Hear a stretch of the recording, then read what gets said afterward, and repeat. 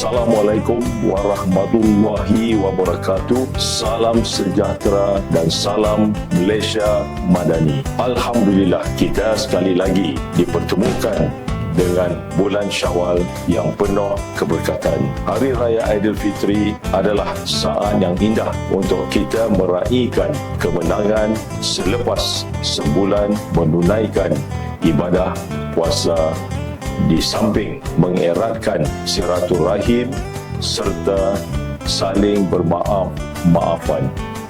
Pada tahun ini juga kita menyaksikan satu detik bersejarah buat institusi yang kita cintai apabila North Borneo University telah dinaik taraf daripada status University College kepada sebuah universiti penuh. Pencapaian ini adalah hasil usaha, komitmen dan sokongan padu seluruh warga universiti, bermula daripada Presiden Geometrica Edu Group dan lembaga pengelola universiti, termasuk juga para pelajar, alumni, ibu bapa, pensyarah serta kaki tangan yang sentiasa bersama dalam membina kecemerlangan NBU.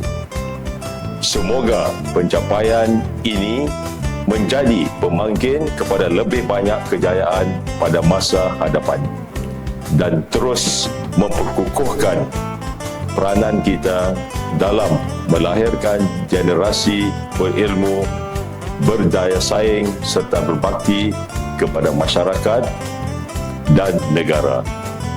Di kesempatan yang mulia ini, saya bagi pihak pengurusan North Borneo University ingin mengucapkan selamat Hari Raya Aidilfitri. Maaf zahir dan batin kepada seluruh negara NBU, para pelajar, ibu bapa serta kaki tangan universiti di mana jua anda berada. Semoga Syawal ini membawa kebahagiaan, keberkatan dan mengeratkan lagi hubungan kekeluargaan dalam komuniti NBU. Sekian, terima kasih.